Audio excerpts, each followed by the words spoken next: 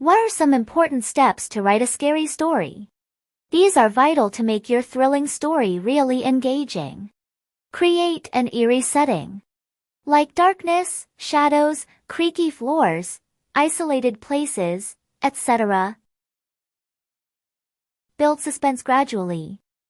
Keep readers wondering what will happen next. Use vivid sensory language, such as flickering lights, shadows, footsteps, whispering winds, damp wood, and rotting leaves. Choice of words and phrases, such as funeral shrouds, looming silhouette, malevolent eyes, etc. Add sound effects or sound vocabulary.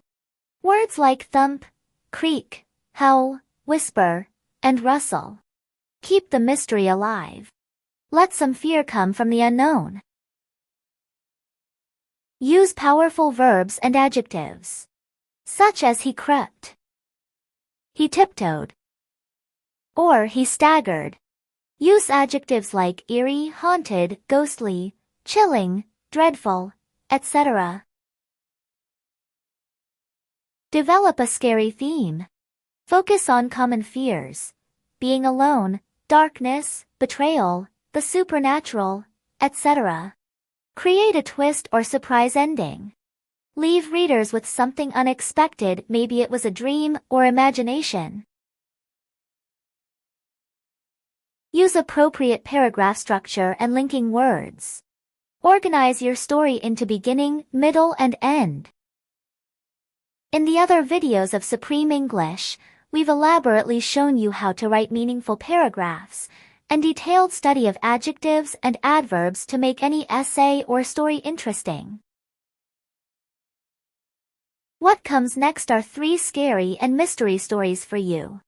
They are written in present, past, and future tenses.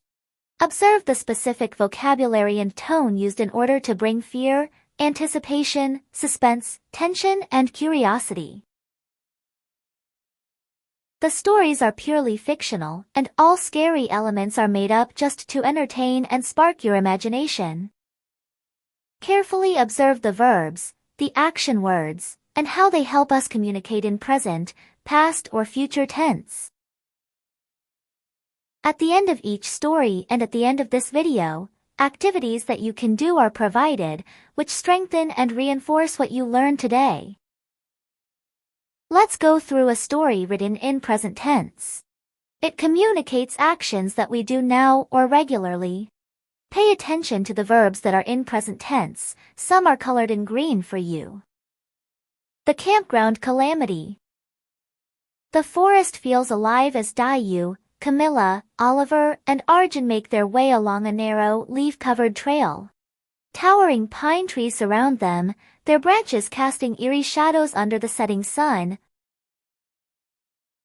The group chats excitedly, their backpacks heavy with supplies, but anticipation keeps their spirits high. The chosen campsite lies near a shallow stream, flanked by thick woods on one side and jagged hills on the other. A wide clearing offers enough space for tents and a campfire, but something in the stillness of the forest feels off. Just as they reach the halfway point, Oliver stumbles into a concealed pit, camouflaged with dry leaves. His scream pierces the quiet. Without hesitation, Arjun throws himself forward and grabs Oliver's arms while Dayu and Camilla pull with all their strength. They manage to drag him out. Shaken, bruised, but thankfully not broken. As they rest briefly, a sharp yelp escapes Dayu. She clutches her ankle. A large ant, unlike any they've seen, scuttles away. The skin swells almost immediately. Camilla remembers hearing lemon neutralizes some stings, and they dab the juice on quickly. Within minutes, the pain subsides. By dusk, they reach the campsite. It looks perfect, but almost too quiet. They pitch their tents and gather wood for a fire. Just as they settle around the flames, a sudden swarm of mosquito-like insects descends on them. The bugs are relentless, biting through layers of fabric and buzzing around their ears.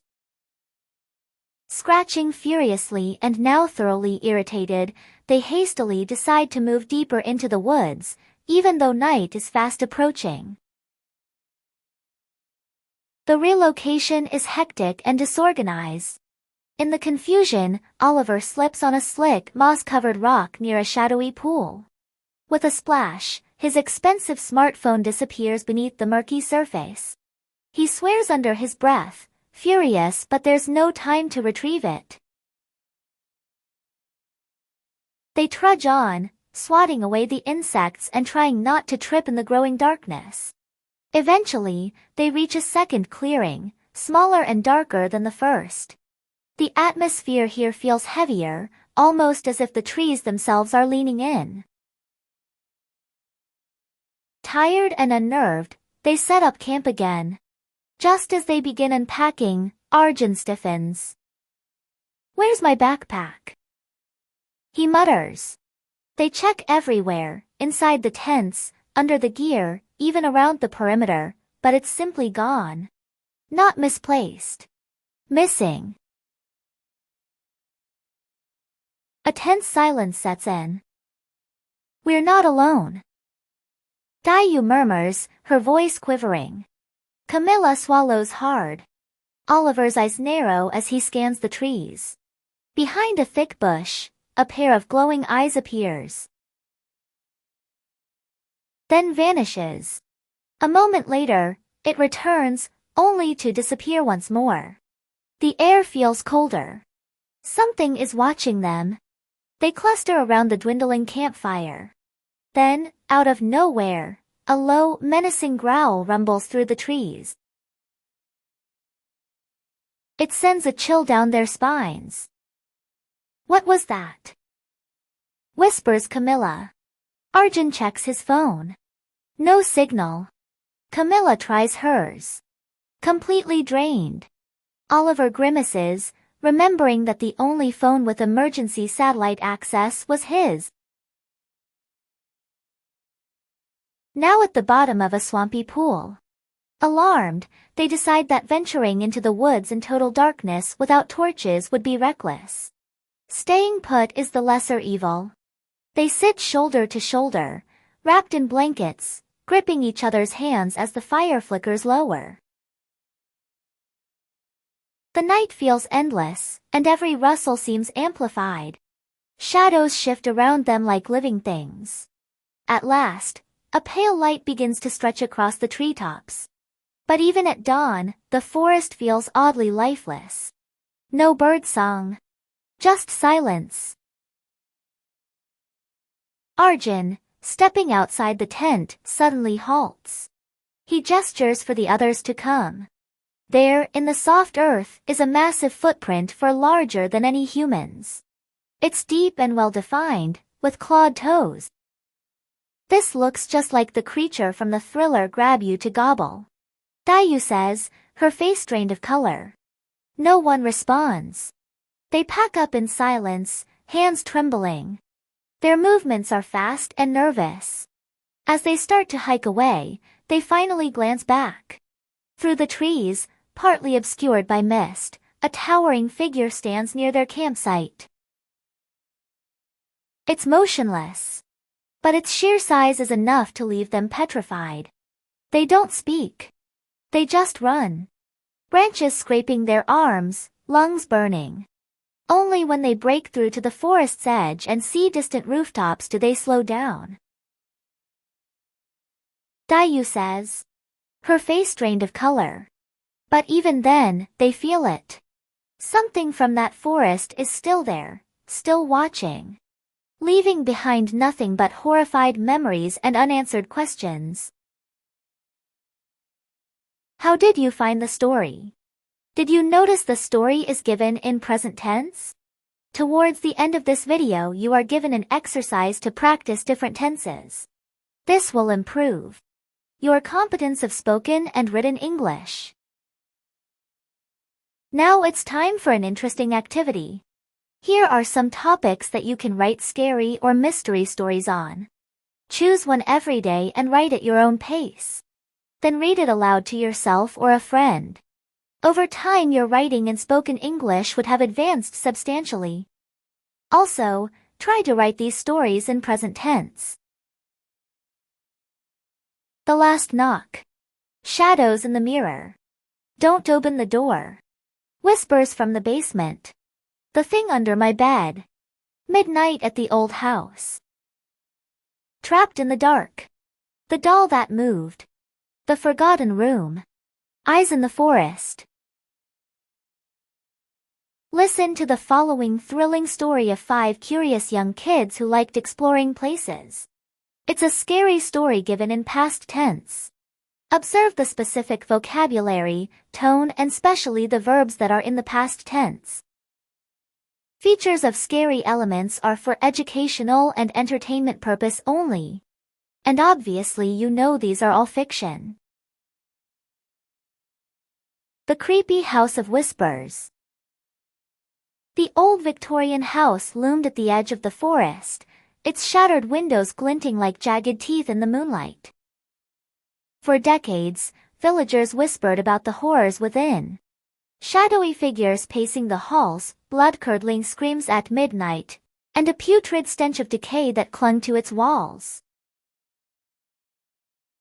Even the bravest locals avoided it, claiming the house was cursed. But 5 friends, Sophia, Louise, May, Amir and Sonia had grown up hearing their grandparents' chilling tales. Determined to uncover the truth, they sneaked out one blustery autumn night. Armed with flashlights and shaky courage. The wind howled through the trees as they approached, its icy fingers tugging at their coats. The front door hung crookedly, creaking open with a groan that echoed into the darkness. "This is madness," Sonia muttered, her breath visible in the cold air. Louise grinned, tossing her a packet of almonds. "Relax. Ghosts hate snacks." His forced cheerfulness drew uneasy laughter as they stepped inside. The floorboards shrieked under their feet. A sudden crash from upstairs sent them scrambling into a huddle. "Just the wind," Amir said, though his voice wavered. Their beams of light revealed peeling wallpaper, furniture draped in moth-eaten sheets, and a grand staircase splintered with age. A sour, metallic smell hung thickly, like rust and rot. Sophia gagged. Something died here. As they crept forward, a gale burst through a broken window, sending tattered curtains billowing like phantoms. May yelped as one brushed her face, cold and damp. "It's just fabric," Luis declared, though his knuckles whitened around his flashlight. Then came the thud. Slow, rhythmic, like footsteps descending the stairs. Sonia froze. That's not the wind." Upstairs, they found a hallway lined with doors, half hanging off their hinges. Behind one, a low, guttural moan vibrated through the air. Amir pushed it open, revealing a skeletal figure slumped in a chair. Sonia screamed, tears streaming. "It's plastic." Luis laughed, poking the Halloween decoration. But their relief shattered when a floorboard snapped beneath May's foot. A hidden trapdoor swung open, revealing a steep black drop. The basement reeked of mildew and gasoline. Sophia's light flickered over rusted tools and stacks of dusty crates. Then, a faint whisper slithered through the air. A distorted voice repeating, "Leave! Now!" Sonia clutched Amir's arm. "We need to go." But Luis knelt, unearthing an ancient tape recorder beneath rubble. Its spool spun weakly, the voice crackling again. "It's a looped recording," May muttered. "Someone wanted to scare people off." The staircase to the attic groaned under their weight, each step splintering ominously beneath their feet. The air grew colder, thickening with a suffocating haze of dust that clung to their throats. Sophia's flashlight flickered erratically, casting jagged shadows that danced like spiders. Suddenly, the bulb died with a faint pop, plunging them into oppressive darkness. A visceral silence followed, until a drawn-out screech echoed from above, as though claws were raking slowly across the ceiling. Sonia stifled a whimper, her nails digging into Amir's sleeve. "Maybe we should go back," she stammered, but Luis ignited his flashlight again, its frail beam slicing through the black. "Almost there," he urged, though his voice betrayed a tremor. The attic yawned before them, a labyrinthine graveyard of forgotten relics. Cobwebs draped the rafters like funeral shrouds, and the floor was littered with shattered picture frames, their glass glinting like malevolent eyes. May's breath hitched as her light swept over towering stacks of crates. Their lids pried open to reveal glimmering heaps of jewelry, bundles of cash, and sleek electronics wrapped in plastic. "This isn't haunted. It's a warehouse," Amir whispered, awe and dread mingling in his tone. Sophia crouched to inspect a canvas, its edges singed. "These are the paintings stolen from the gallery last month." Before she could react, a frigid gust erupted from nowhere, slamming the attic door shut with a thunderous boom. The friends spun around, hearts hammering, only to freeze at the sight of a silhouette looming in the corner. The kids froze with wide-open eyes and breathing fast. The figure stepped forward, its hunched silhouette morphing into a gaunt, snarling wolf, its yellow eyes glowing like molten coins in the dark. Saliva dripped from its bared fangs as it let out a guttural growl that vibrated in their bones. Sonia stumbled backward, but Amir barked a shaky laugh. "Don't worry. A wolf's better than a ghost. Wolves don't haunt." Louis snatched a rusted fire poker, May grabbed a splintered chair leg, and Sophia hefted a cracked porcelain vase. "Together! Now!" Amir yelled. They lunged, swinging wildly. The vase shattered against the wolf's flank, the poker clanging near its paws. With a yelp, the creature turned and fled, its claws scrabbling down the stairs. After an hour of documenting the stolen loot with shaky hands and May's dying phone camera, they crept back downstairs. Only Luis's flashlight still worked, its frail beam cutting through the oppressive gloom. The house felt quieter now, the wind reduced to a whisper. "Let's get out before the real phantoms show up," Luis joked weakly, though no one laughed. They picked their way through the forest, sticks snapping like brittle bones underfoot. "Tomorrow, we tell the police," Amir said.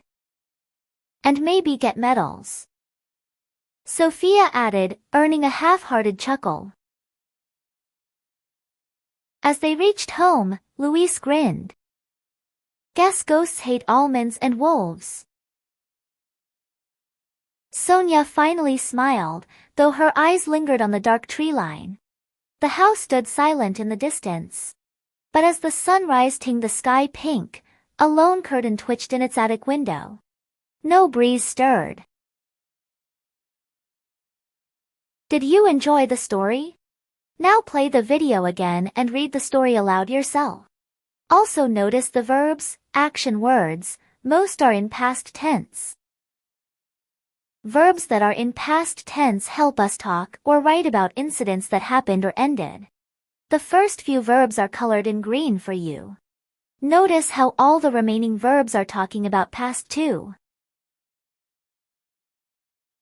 At the end of the video we have given you a list of past, present and future tense verbs. This will help you quickly learn to speak and write in different tenses.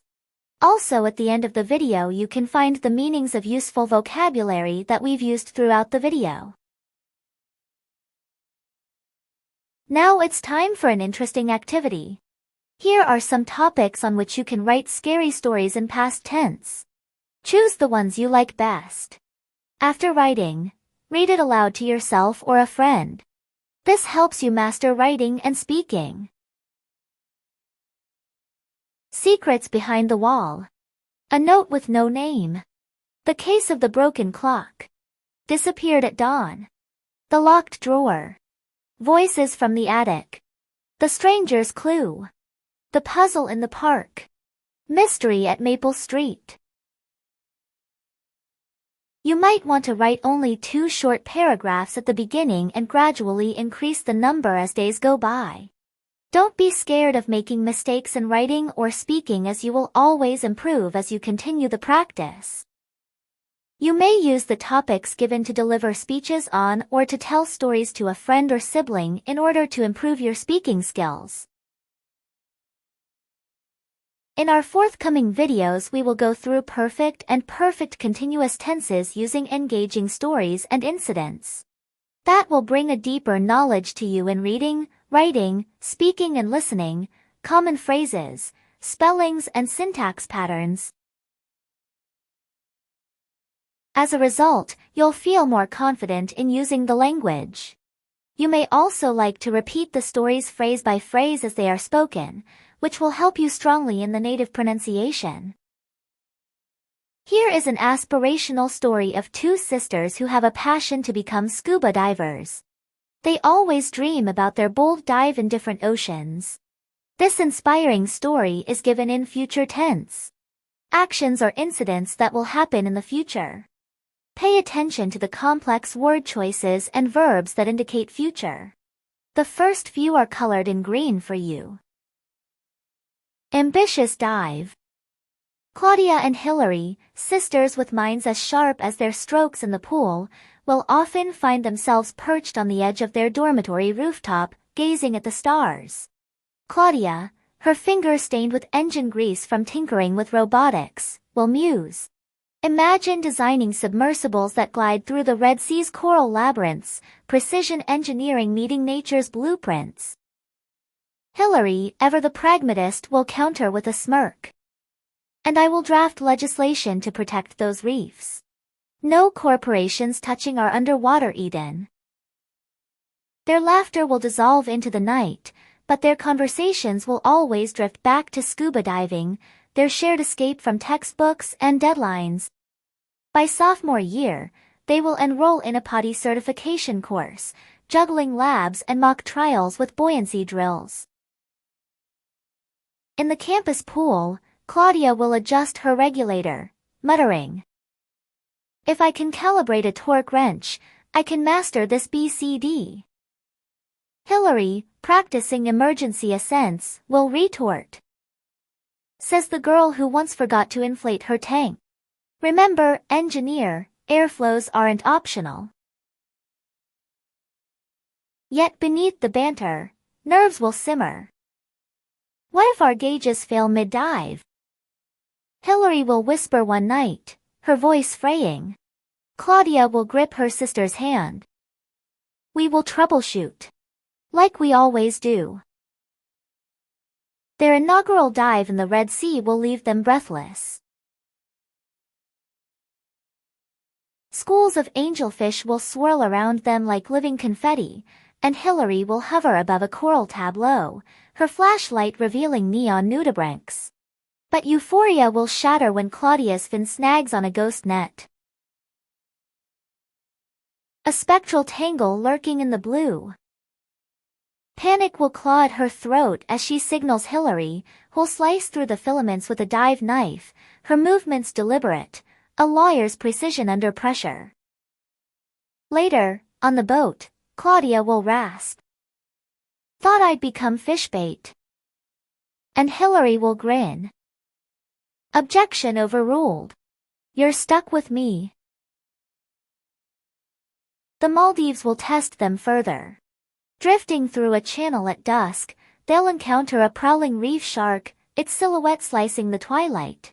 Hillary's breath will hitch, but Claudia will tap her tank, echoing their training. Steady rhythm, no sudden moves. The shark will glide past, disinterested, and they'll exchange wide-eyed relief. Next time. Hillary will joke, shaky but triumphant. Let's debate climate policy with that judge. Years later, Claudia will engineer subsea drones to map coral health, while Hillary will champion marine conservation laws. Yet on weekends, they'll still dive, their bond fortified by salt water and near misses. Remember the net? Claudia will murmur during a twilight descent.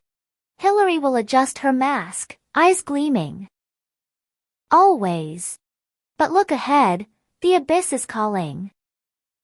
And as they plunge into the unfathomable blue, fear will dissolve into wonder, their hearts sinking with the ocean's ancient pulse. Now it's time for an interesting activity.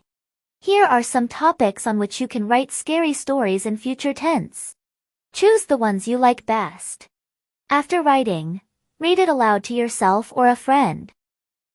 This helps you master writing and speaking, reading and spellings, all the while giving you assistance in building your vocabulary list.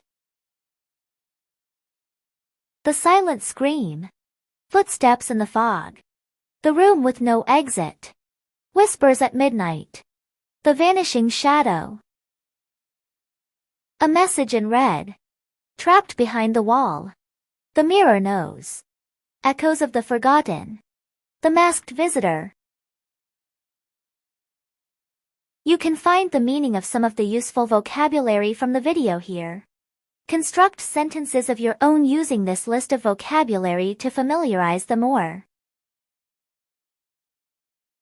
Aspirational. To have a strong desire to achieve something high or important. Ambitious. To strongly want to succeed or achieve great things. Crookedly.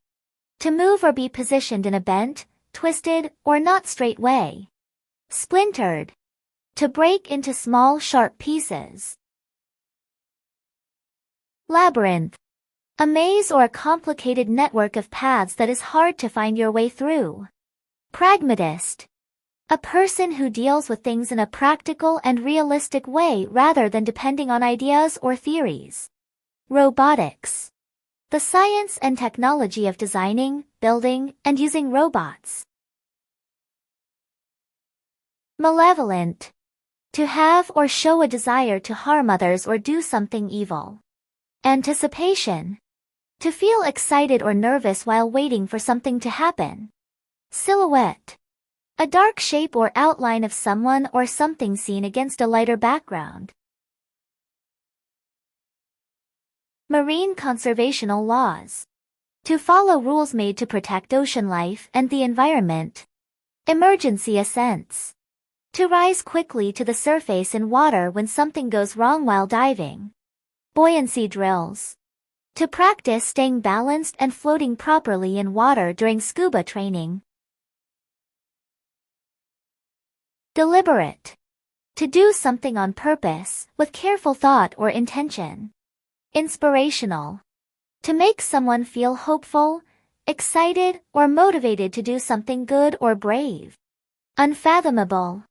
To be impossible to understand or imagine. Twilight. To be the soft light in the sky just after sunset or just before sunrise. Objection overruled. To reject a protest or disagreement, especially in court, meaning the complaint is not accepted. Muttered. To speak in a low, unclear voice, often when annoyed or not wanting to be heard. Let's make sentences in all three tenses now. The present, past, and future. Anticipate. Present. She anticipates a challenging discussion during the board meeting. Past. We anticipated a delay due to the storm, so we left early. Future. The team will anticipate potential risks before launching the project. Determine. Present. I determine the best solution by comparing all the options. Past. They determined the winner after checking all the scores. Future. We will determine the truth during the meeting. Prowl. Present. The tiger prowls silently through the dense jungle, searching for prey. Past. The thief prowled the neighborhood, waiting for the perfect moment to strike. Future. The cat will prowl the house all night, hunting imaginary mice. Betray. Present. He betrays his friend's trust by sharing her secret with others. Past. She felt crushed when her closest ally betrayed her confidence. Future. If he lies again, he will betray everything we've worked for. Mutter. Present. The student mutters complaints under her breath during the long lecture. Past, he muttered something angrily as he walked out of the room. Future. They will mutter their disapproval if the plan is announced without warning. Choose. Present. I choose the healthier option whenever possible. Past. She chose the red dress for the evening gala. Future. He will choose his college major next year. Tear. Present. He tears the envelope open without hesitation. Past. She tore the paper by accident while turning the page. Future. They will tear down the old building next month. Undertake. Present. The organization undertakes complex research projects to solve global issues. Past. She undertook the responsibility of leading the international team. Future. They will undertake a major renovation of the historical site next year. Withdraw. Present. He withdraws from arguments to avoid unnecessary conflict. Past. The athlete withdrew from the competition due to an injury. Future. The company will withdraw its offer if conditions are not met. Overcome. Present. She overcomes challenges with determination and patience. Past. He overcame his fear of public speaking through practice. Future. They will overcome any obstacle that stands in their way. Using this guidance as an example, you can now make sentences with the following verbs. Try to make sentences in all 3 tenses on each word, and the following chart too will be of assistance for you. This activity will help your writing skills and articulation or spoken language dramatically. You will need to pause the video to look at the tables that are given here. For more language assistance and English language mastery, go through the other videos of Supreme English and subscribe the channel for more valuable and interesting topics. Also, don't forget to share the video with your friends and family. Supreme English aspires to advance you in the native English pronunciation and all important aspects and skills of English. If you have any confusion in using different tenses to make meaningful sentences, go back a few minutes and check the video, how we've made them. Also, you could easily make sentences or paragraphs using your own life experiences in different tenses. You can write down the incidents or activities that you do now or regularly as present tense sentences. Any activity or experience that has already finished goes into the past tense lot. Things that you will do in the coming days, months, or in a few years go into the future grid. Simple, right? Take advantage of the other videos of Supreme English that are published on various interesting and life-changing topics. We've released interesting lessons on speaking, listening, reading, and writing essays, articles, and stories for absolute beginners, intermediate level learners, and advanced level learners too.